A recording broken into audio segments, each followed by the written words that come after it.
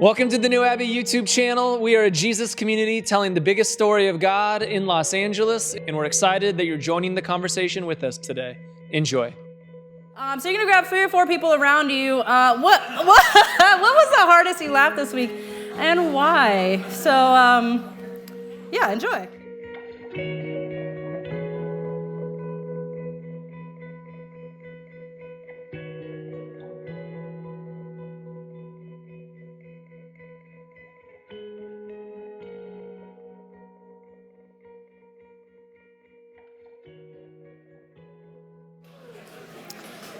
A couple of nights ago, I was on TikTok, and it was just like hitting.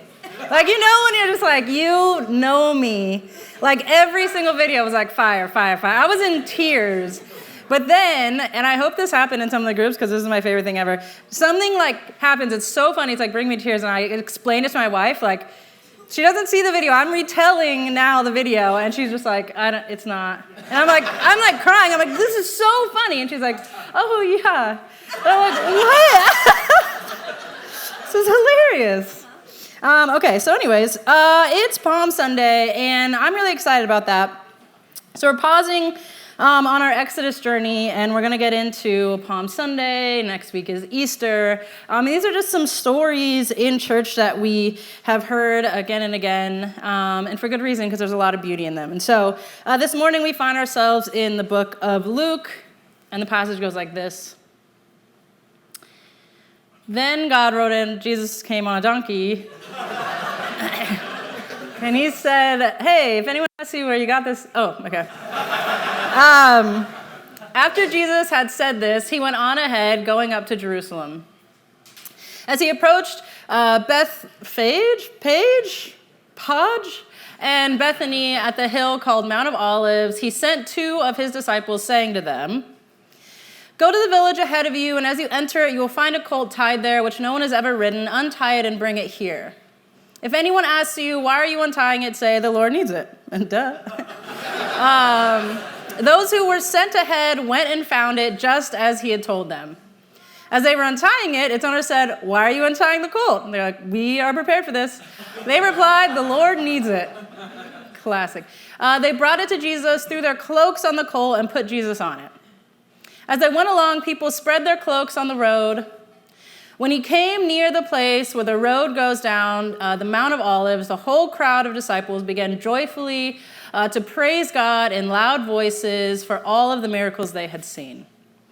Blessed is the King who comes in the name of the Lord, peace in heaven and glory in the highest.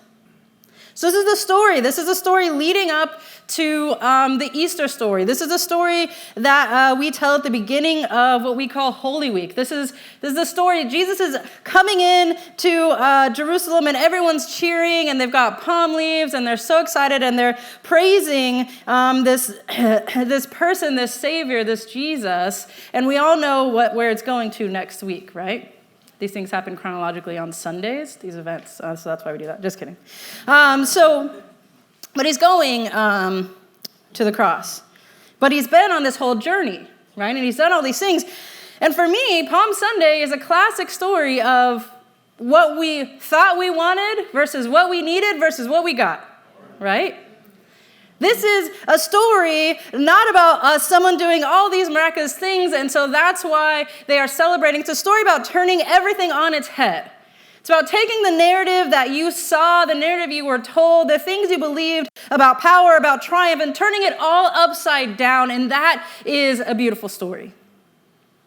Let me tell you guys real quick why this isn't the sole reason that my wife and I don't want children. This is a part of it because I'm afraid they'll be like me. So I was insufferable as a kid. Can you imagine that? This is how much I like to talk now. I talk all the time. I could talk to a tree. I could talk to a pole, a person, a dog. My dog sometimes gets up, walks out of the room. I live to talk. I think I'm funny now? You should have imagined how funny I thought when I was 12 and I wasn't. Okay, so when I was like 12 years old, I saw this movie, and this lady had a pet iguana. And the iguana had like a leather jacket, like harness, and they were best friends. And so I just had a narrative in my mind that to be the person I needed to be, I needed an iguana. I needed an iguana and it needed to have a leather jacket. Like I just was so sold on that narrative. And I became obsessed, right? And when I become obsessed, like you can't escape it. And my parents, I was like, hey, can I get an iguana? They were like, absolutely not. We're barely dog people. Like our dog lived outside. Like we had a dog, but it didn't even, So they're like, we're not lizard people. And so I was like, challenge accepted. I got to find a way that my life won't be complete. Who I am will not be significant without this iguana. So I just went for it. I mean, every conversation I turned into iguana talk somehow. I got books from school, from the library about iguanas. I photocopied the pages in the school library, and I put them in my dad's briefcase every day. Every single day, my dad would get to work, open it up, and be so mad there's iguana facts in his briefcase. Hand-drawn pictures of iguanas in my mom's purse, under their pillows, in their bedroom. I would hide them. I don't know what I thought. I would do all this research. We'd be at the dinner table, my poor sister, because every night at the dinner table, iguana talk. I wouldn't stop. They couldn't stop me. Until finally, they caved. They caved, and I was shocked. I'm so happy. Yes, thank you. It works, okay? And we go to the pet store. I find out all the things we need, and my dad's kind of he's not joyfully taking me. He's fine, So we go to the pet store, and there in the pet store is the first time I realized, I've actually never seen an iguana in person. And I was a little caught off guard with the way they really look. And so I get this iguana. My dad finds, this was very sweet of him, he found a little leather iguana harness leash thing, so I could take him out. So his name was I named him Howard. And so Howard's in my room, and night one, I'm I'm really scared of. I had nightmares. I was he's watching me open his thing to feed him. He's gonna learn how to open it. He's gonna be on my face. The more I looked at him, the more I was he's so scary. He's really so scary. So I can't tell. I'm this is how I fed him. I threw food in there. And my parents were oh, are you so happy? Do you love him? I'm yeah. And I probably had him for a week before they were oh, it's time to clean his cage. And that's when I had to come clean of I can't touch him. And I can't get him out to clean the cage because I'm scared. I was crying. I was he's so scary. And my parents were my dad made me go with him with the cage back to the pet store and tell the pet store person how much I begged my parents for this and how sorry I was and how scared I am of him, and we had to give him back, okay? And that's the story of Howard. And I never had any leverage to ask my parents for anything ever again. That was my one shot, and I really, really blew it. But that's what I thought I wanted. That's what I thought I wanted, and when I got it, it was actually really scary.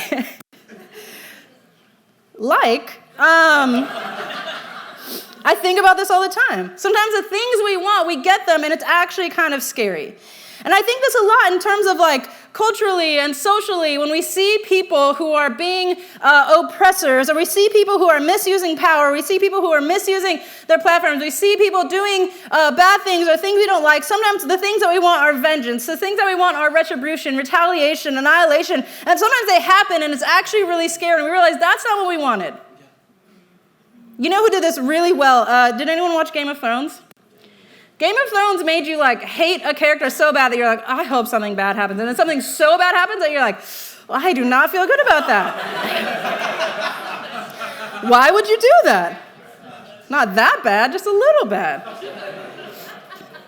And we live under this narrative of power and what we want and what we think we need, and then Jesus comes along and changes the whole thing, because what I think we need sometimes, and definitely when this was happening, what they thought they wanted was a God that's going to come down, fix everything, do everything theirself, just be all-powerful, smack a hammer down and fix it. And instead what we got was Jesus, who invites us into a narrative that we have responsibility in too. What we got was not a God saying, all right, you follow these rules, I'm going to come down, I'm going to fix everything for you. What we got was someone who said, hey, I'm going to come and I'm going to live and I'm going to show you how to participate in a reality that turns these ideas on their head. The ideas of power that you thought you wanted, that these ideas that you have consumed about who God is and what God is supposed to do and what retribution looks like and what forgiveness looks like and what accountability and what all these things, I'm turning it all on its head, and you are invited not only to watch me, but to live out that reality with me. And that's super different. This is happening. We are like palm fronds. We are waving this, and Jesus is on his way to the cross, to be betrayed and then killed.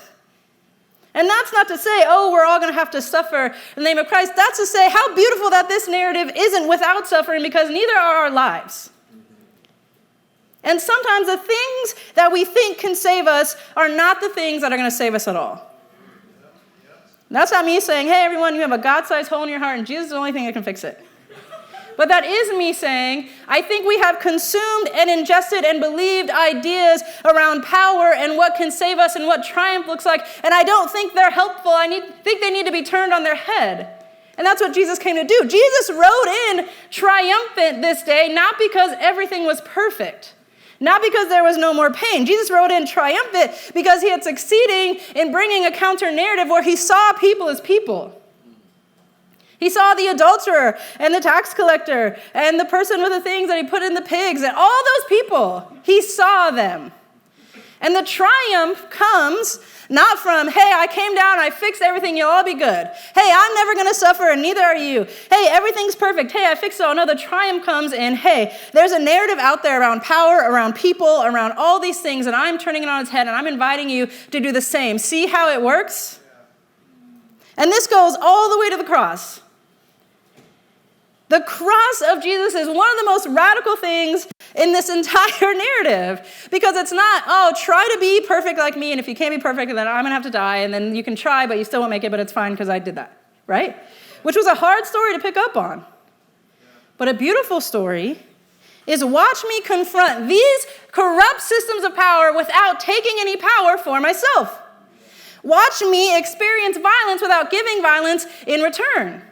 Watch me do these things and confront these corrupt things without becoming corrupt. Watch me take on sin without putting it back on people. Watch me be betrayed without betraying someone. That is the narrative of Jesus on the cross. And that's mind-blowing. That changes everything about the way I see and understand power. Power doesn't look like a hammer. Power looks like a cross. Power doesn't look like fixing everything. Power looks like being with those who need help. Power and triumph isn't even in the miracles. It's in leveling the playing field. Do you ever think about this? Maybe God wasn't like, hey, watch me part the Red Sea because I can do it. We're not just using power to use power. It's, if I need to part the Red Sea, I'll do it because there are people who need to be free on the other side. That's the point of miracles. We're not showing off power. We are leveling a playing field. We are freeing people. That's a much different narrative than I have about who God is and what God should do and what my responsibility is in it. Because now it's not like, come on, do your thing. It's like, okay, how can we help people be free? How can I see humanity? How can I turn these narratives on our head? And as we go into Holy Week, the invitation is to think about that. People, when Jesus was alive, had consumed ideas about power and God and who God was supposed to be and what that was supposed to look like because the empire fed them those narratives. And they had this idea. All the way until that's why they didn't want Jesus saying a counter-narrative, all these things. And it would be naive of us to not think that we too live in an empire that is feeding us ideas around power of who God is and what God should look like and who God's people are and all these things. And at some point, I think we may have ingested some of those to no fault of our own. These are the narratives we were given. So when I think about Holy Week sometimes, it's not as much of a sit in penance and think about this sacrifice that was made, although that's a part of it. There's a big part of it for me that goes into Holy Week thinking, where have I ingested these narratives and false ideas around power and who's powerful and what triumph is and leveling the playing field and who needs to be free and how to bring people freedom and vengeance and accountability. And how do I rewire some of those to turn them on their head, because that's the model that I have. That's the invitation that we get. We don't get hey, I'm going to do everything. I'm going to bring a hammer. Those are the other gods. This one says, no, I'm showing you a different way to live out a counter narrative in a world that is telling you different. We have so many narratives happening right now in our world. Some of them are hateful, some of them are vengeful, some of them are just downright ignorant, some of them, and some of them have gotten into our minds and we are working them out in real time, and that's okay. But what if we saw Holy Week as a reminder, an opportunity to confront some of those? Those are the most miraculous things that Jesus did, right? And I know there are all these beautiful moments that we look at and healing the blind man and the man with the mat and all of these things. And all of those miracles are amazing, but the triumph in those comes from seeing people. The triumph in those comes from bringing freedom where freedom needs to be brought. The triumph comes from leveling the playing field. The triumph that Jesus is riding into on this day, and people are shouting and laying down their cloaks, isn't because you're all powerful and you fixed everything. It's because you saw people. And we are invited into an invitation to see people. And that includes ourselves. How does that change the story? I can't promise we're not headed to betrayal or to a cross. I can't promise everything's going to be okay. But what I want to do is do my very best to always bring that counter narrative and turn it on its head. Of yes, I want to confront those systems. And though I may experience that suffering, I don't want to put it back on anyone else. And though I may experience that violence, I don't want to give violence in return. How can I shift this narrative? Sometimes our triumph may not look like capitalism and storing well for ourselves and being secure and finally feeling good. Sometimes our triumph is going to be in therapy. Our triumph may not come in being so self-sufficient and so independent that we don't need it. Our triumph may be being vulnerable in relationships. I don't know what it is, but there are narratives that we consume that we need to turn on their head. That is the invitation of this story. Writing in exactly the opposite of what you thought. Some of you were fed a narrative that your life would only be complete if you had an iguana wearing a leather jacket. It's not true. Maybe it is, though, for someone, and I would love to hear your experience with that. But the narrative that the only way we're going to fix racism in the U.S. is for white people to experience what we've experienced.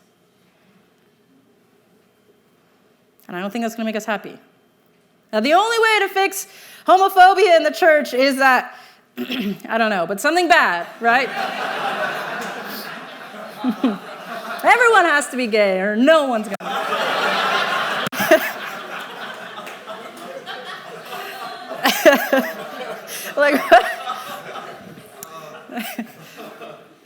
But the invitation is to say, I've experienced these things that didn't lead to freedom. What I'm going to do is I'm going to see people who are there. I'm going to do whatever I can. If it's call on a miracle, if it's bringing down the work of whatever I am going to show in power and triumph is going to be for people. For the healing, for the wholeness, for the freedom, and to see them, for them to be seen. And that's something that is a beautiful narrative. It's a narrative I'm taking in to this Holy Week as we pause and we remember and we reflect before we talk about all of the beauty that is Easter. Just like I planned it. So with that, you're going to grab the same 3 or 4 people around you, and answer this question.